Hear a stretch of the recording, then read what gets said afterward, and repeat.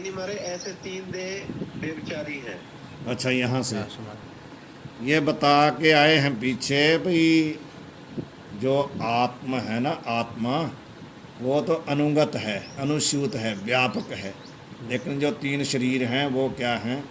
व्यभिचारी हैं, एक दूसरे के साथ रहते नहीं। जागृत में स्थूल शरीर है तो इसमें सूक्ष्म और कारण शरीर नहीं है।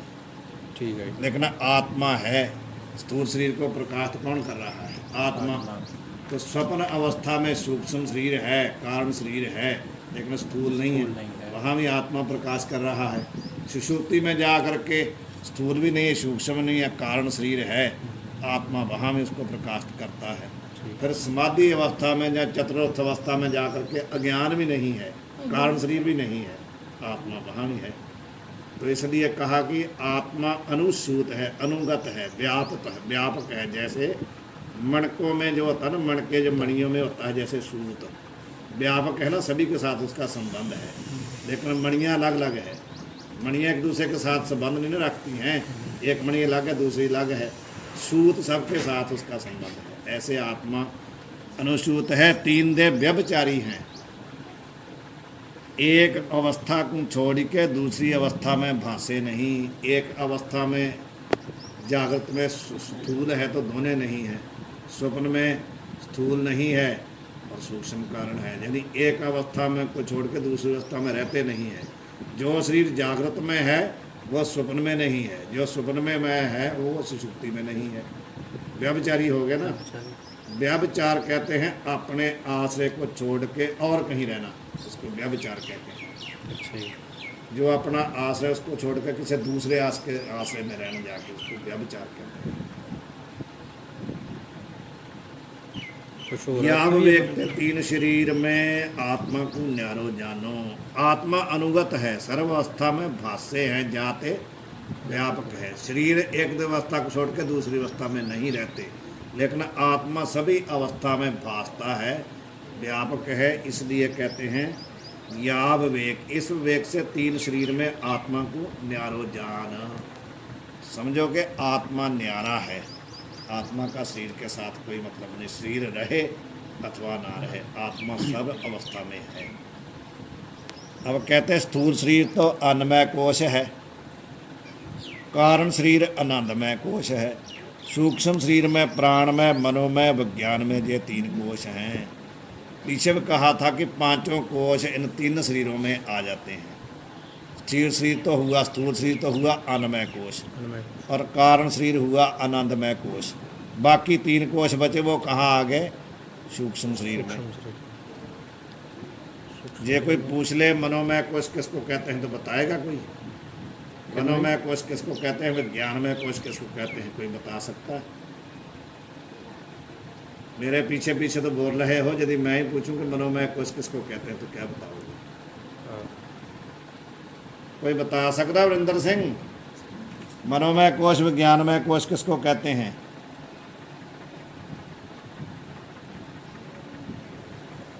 एक शब्द में कहे तुम्हारा जी। मनोमय कोश किसको कहते हैं? उसका क्या स्वरूप है? नहीं लगाते ना आप लोग, लगाते नहीं हो आप लोग। कहते कि हम तो पढ़ चुके हैं, आपके अंदर ये बैठ गया कि हम तो पढ़ चुके हैं, हम तो आगे निकल गए हैं, लेकिन लगा नहीं है। मानव की भावना नहीं, ऐसा नहीं होगा बाबा जी। महाराज जी मानते पद ज्ञान इंद्रिय। आप गुरपाल सिंह जो बता रहे हैं वो है ज्ञान इंद्रिय 5 और एक मन, इसको कहते हैं मनोमय कोश। और ज्ञान इंद्रिय 5 और एक बुद्धि, उसको बोलते हैं विज्ञानमय कोश। आप लोगों को देख लो कोई याद नहीं है, आप यदि बेचारा हो तो याद रहे। गुरपाल सिंह ने ठीक बताया। याद रखो कि प्राणमय कोश क्या है। ये प्राणमय कोश की ये तो क्या है? हाँ जी, प्राण और कर्म इंद्रिय जी। हाँ, तो सबको याद रखो ना, तभी तो कुछ कर पाओगे। सभी चीज़ें आपको रटी होनी चाहिए, थ्योरी। इसमें चलो आगे हो चलते जाएंगे। हैं। हाँ जी, 6 चीजें हो जाएंगी। हाँ पांच। हाँ, 5 ज्ञान इंद्रिय, एक मन, एक ये मन। हो गया मनोमय कोश। मनोमय कोश। 5 ज्ञान इंद्रिय और एक बुद्धि, ये हुआ विज्ञानमय कोश। विज्ञानमय 5 प्राण और 5 ज्ञान इंद्रिय क्या हुआ? कर्म इंद्रिय क्या हुआ? प्राणमय कोश। और आनंदमय कोश तो है ही है कारण शरीर। कारण शरीर कौन सा, कारण शरीर किसको कहते हैं? ये एक और करते हैं। कारण शरीर किसको कहते हैं? ये भी पीछे आ चुका है। अज्ञान का नाम ही कारण शरीर है। हाँ। अज्ञान को ही कारण शरीर कहते हैं। अज्ञान में पड़ने वाला प्रतिबिंब और अज्ञान, उसको बोलते हैं आनंदमय कोश। अज्ञान को आनंद में कोश क्यों बोलते हैं? अज्ञान में साथ में प्रतिबिंब भी तो है चेतन का, दोनों को मिला के आनंदमय कोश कहते हैं। अकेला अज्ञान नहीं, अज्ञान में पड़ रहा है प्रतिबिंब, उसी को कारण शरीर। अकेले को ज्ञान को थोड़ी कहते हैं, उसमें प्रतिबिंब तो है ही है ना, आत्मा का प्रतिबिंब तो है उसमें चेतन का, उसको बोलते हैं। जाते तीन शरीर के विवेक ते पंचकोश का ही विवेक हो गए है। जो तीन शरीर को समझ जाएगा ना, उसको पांच कोश भी समझ में आ जाएंगे। इन्हीं तीन शरीरों में पांच कोश है ना। ठीक। जैसे बता रहे, जैसे जीव का स्वरूप पंचकोशन तय पृथक है, तैसे ईश्वर का स्वरूप भी समष्टि पंचकोशन ते पृथक है। मेरा यहाँ एक और वर्ड है प्राणायाम, ये तीसरे का। सूक्ष्म शरीर में प्राणायाम, प्राणमय को- प्राणमय, प्राणमय प्राणमय, मनोमय, प्राण में विज्ञानमय। क्या है महाराज? पांच कर्मेंद्रिय, पांच प्राण, उसको बोलते हैं 10 हो गए। प्राणमय कोश। 5 कर्मेंद्रिय और और तो ये कह रहे हैं कि जैसे जीव का शरीर पंचकोशों से अलग है, ऐसे ही ईश्वर का स्वरूप भी समष्टि पंचकोशन से पृथक है। समष्टि पंचकोश कल भी पीछे बताया था। पूरे संसार में। ये तीनों का खंडन कर गए ना महाराज जी। खंडन तो है ही है, तीन शरीर रूप जो है, तीन शरीर तो, तीन शरीर और पांच कोशों से पृथक है ना हमारा स्वरूप। हाँ जी, क्योंकि उन्होंने तीन शरीरों के अंतर्गत ही कर दिए थे ना पंचकोश। नहीं, अंतर्गत किए नहीं है ही यहाँ, ये किए नहीं है उसमें अंतर्गत। पहले ही बता के आए हैं कि पांच कोश जो है वो तीन शरीरों के अंतर्गत ही हैं, किए नहीं है उसके अंदर। हमने पढ़ा है ना पीछे, कर्म इंद्रिय, प्राण इंद्रिय, कर्म इंद्रिय, ज्ञान इंद्रिय, प्राण, मन, बुद्धि, ये क्या हुआ? सूक्ष्म शरीर हुआ कि नहीं? सूक्ष्म तो उसमें तीन कोश आ गए कि नहीं? प्राण में, मनोमय, विज्ञान में, उसमें आ गए सूक्ष्म शरीर में। और स्थूल शरीर को क्या कहते हैं? अन्नमय कोश। अन्नमय कोश। और कारण शरीर को कहते हैं आनंदमय कोश। तो तीनों शरीरों में ही पांच कोश आ गए कि नहीं? आ गए। जब तीनों शरीरों से भी हमारा स्वरूप पृथक है, तो पांचों कोशों से भी पृथक है, यानी अलग है। तीन शरीर हमारा स्वरूप नहीं है, पांच कोश हमारा स्वरूप नहीं है। पीछे बता के आए हैं, कोई किसी कोश को मान के बैठ जाता है, कोई किसी कोश को मान के बैठ जाता है, लेकिन कोशों से परे है हमारा स्वरूप, सूक्ष्म है, उससे अलग है, पृथक है, न्यारा है। चतुर्थ तरंग में चतुर्विध आकाश के दृष्टांत से जीव ईश्वर के लक्ष्य स्वरूप का विवेक विस्तार से करी आए हैं। इसने पीछे पढ़ा, उसी को मालूम है। 4 प्रकार का आकाश और 4 प्रकार का चेतन पीछे चतुर्थ तरंग में बताया है। और उत्तर तरंग में अस्थि भाति प्रिय रूप के निरूपण में तथा महावाक्यन के अर्थ निरूपण में आत्मा का परमार्थ स्वरूप प्रतिपादन करेंगे। जो आगे आने वाला है ना षष्ठ तरंग, हाँ जी। षष्ठ ते सप्तम तरंग, उसमें कहेंगे कि उसमें क्या क्या कहेंगे। एक तो अस्थि भाति प्रिय बताएंगे, अस्थि भाति प्रिय किसको कहते हैं, ठीक। और दूसरा ये बताएंगे महावाक्य का अर्थ, तत्त्वमसि अहम ब्रह्मास्मि इत्यादि जो महावाक्य है ना, उसका जो लक्ष्य अर्थ है उसको बताएंगे। उसका लक्ष्य अर्थ है चेतना, ब्रह्म, उसको बताएंगे आगे। लेकिन आकाश और जीव ईश्वर ब्रह्म कूटस्थ 4 पीछे बता के आए हैं। 4 ही आकाश बताए हैं, 4 ही चेतन बताए हैं चतुर्थ तरंग में, वहाँ देख सकते हैं। याते यहाँ संक्षेपते ही आत्म विवेक कहया है कि ते पीछे हमने विस्तार से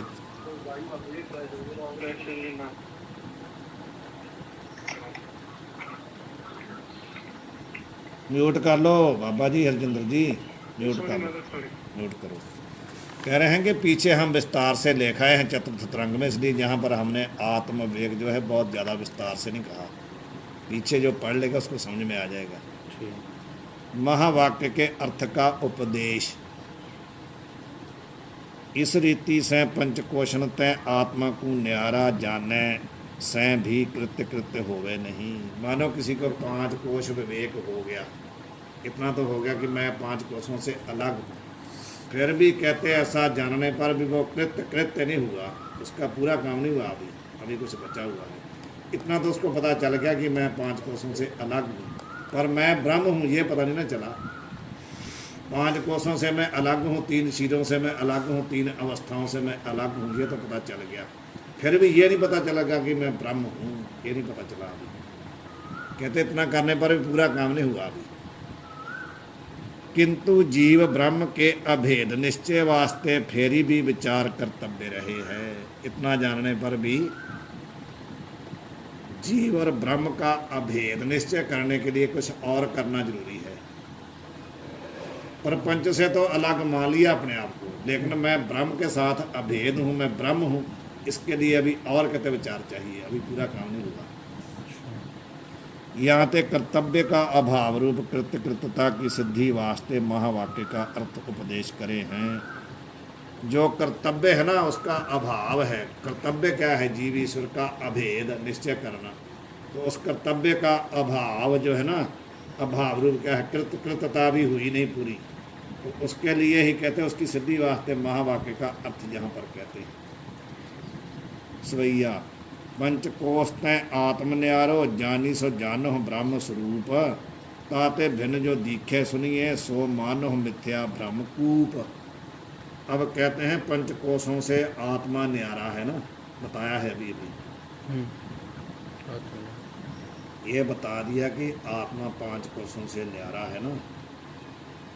तो इससे क्या सिद्ध हुआ कि आत्मा क्या है? ब्रह्म स्वरूप है।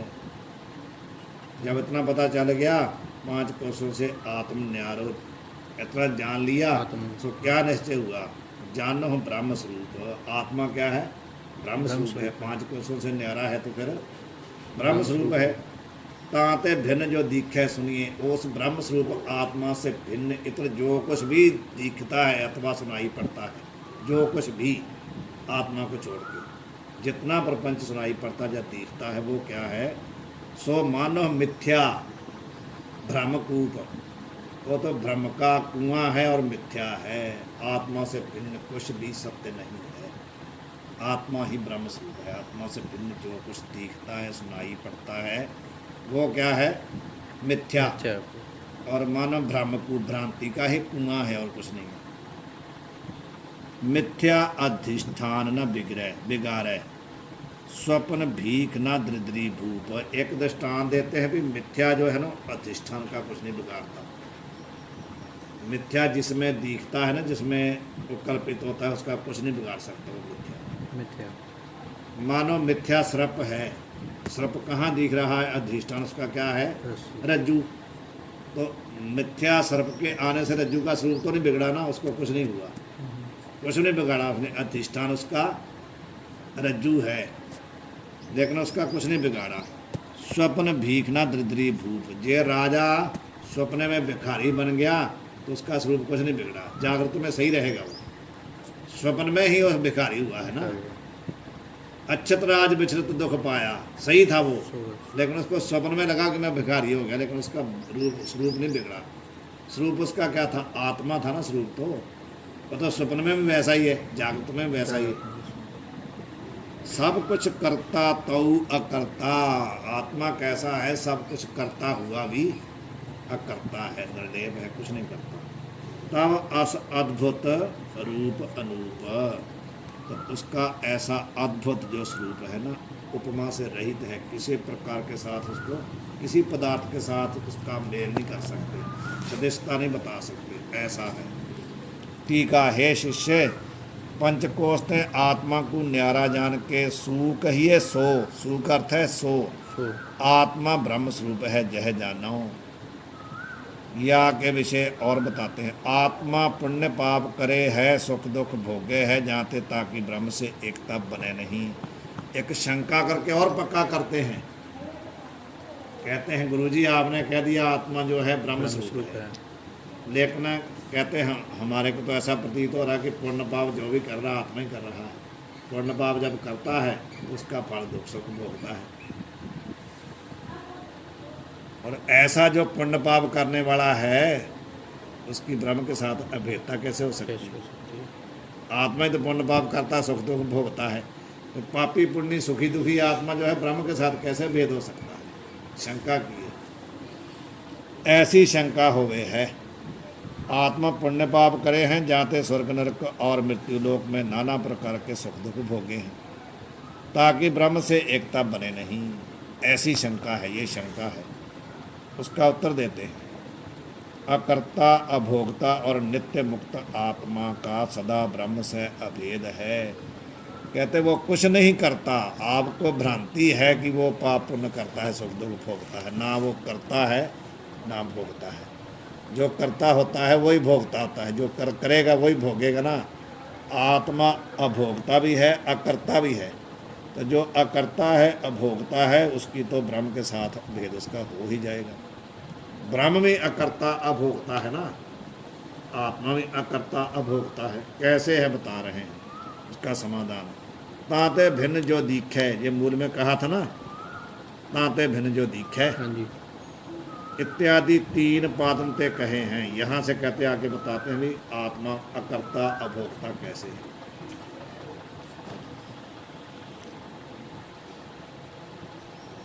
ता ब्रह्म स्वरूप आत्मा से भिन्न जो दिखे है और सुनिए है शास्त्र से स्वर्ग नरक पुण्य पाप क्या देखा जाता है? शास्त्र से सुना जाता है और आंखों से देख ही रहे हैं हम संसार को। शास्त्र से हम सुनते हैं कि जो पाप करता है वो नरक को जाता है, जो पुण्य करता है वो स्वर्ग को जाता है। जो पाप पुण्य स्वर्ग नरक सुने जाते हैं ना शास्त्र से, सो संपूर्ण मिथ्या भ्रम है। वो क्या है? मिथ्या है, भ्रम, भ्रांति है, कुछ नहीं है। ना कोई स्वर्ग है ना कोई नरक है, कुछ नहीं है। वास्तव में नहीं है, व्यवहार में तो है। वास्तव में कहते सब भ्रम है, भ्रांति है, कोई स्वर्ग नरक नहीं है। कहाँ नरक और स्वर्ग बेचारा संतन दो राधे राधे पाओ राधे काट देते हैं। कोई स्वर्ग नरक नहीं है संतों की दृष्टि में। अब तो जाए चढ़े सिंहासन, मिले हैं सारंग पानी है। तो अब हम वहाँ पहुँच गए। राम कबीरा एक भय हैं, कोई ना सके पछानी। वहाँ नरक स्वर्ग बड़ा काम ही खत्म हो गया। क्या नरक क्या स्वर्ग बेचारा।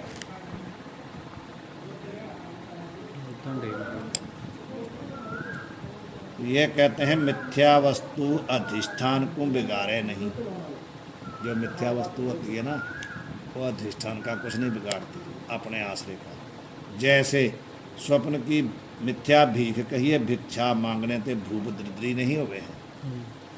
ये नहीं कि वो कंगाल हो गया है स्वप्न की भिक्षा से। ये नहीं कह सकते कि राजा कंगाल हो गया। मरुस्थल के मिथ्या जलते भूमि गीली हो गए नहीं।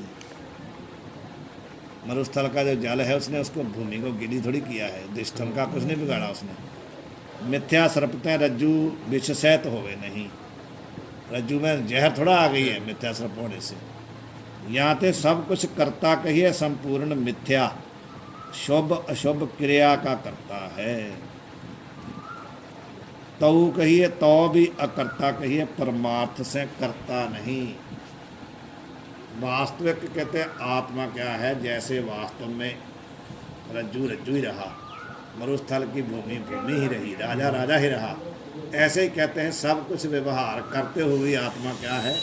अकर्ता। क्योंकि व्यवहार उसमें क्या है? कल्पित है। वो अधिष्ठान है ना इसका, तो अधिष्ठान का व्यवहार कुछ नहीं बिगाड़ता। मिथ्या ने कुछ नहीं बिगाड़ा। सब कुछ जो दिख रहा ना कर रहा है, पुण्य पाप कर रहा है, कुछ नहीं हुआ। वो जैसा है वैसा ही है। परमार्थ में उसमें कुछ नहीं हुआ।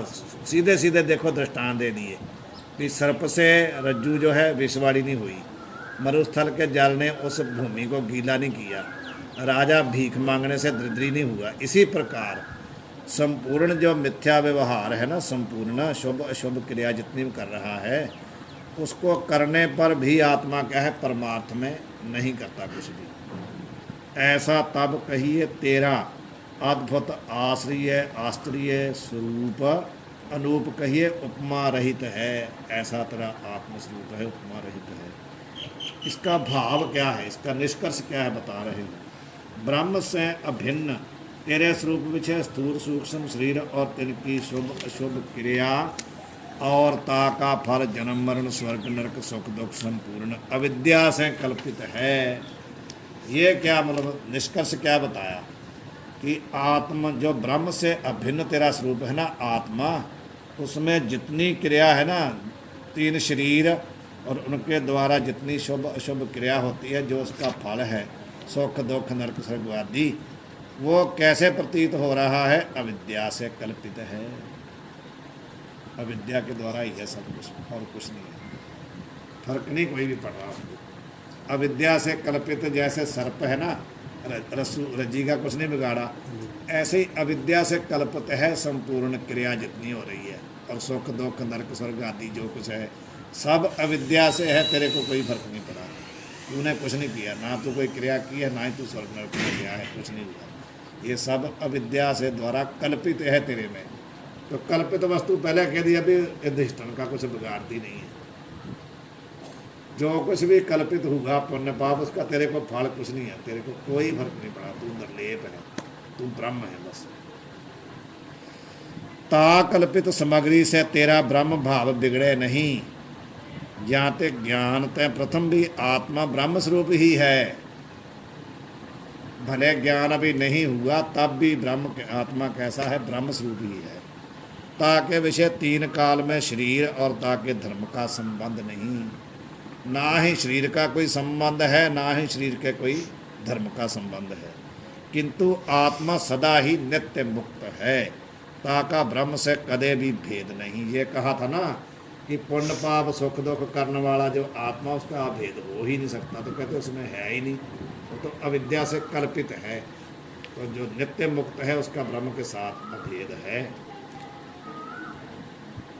छोड़ देंगे और करें। बस मैं वाहिगुरु जी का खालसा, वाहिगुरु जी की वाहिगुरु जी की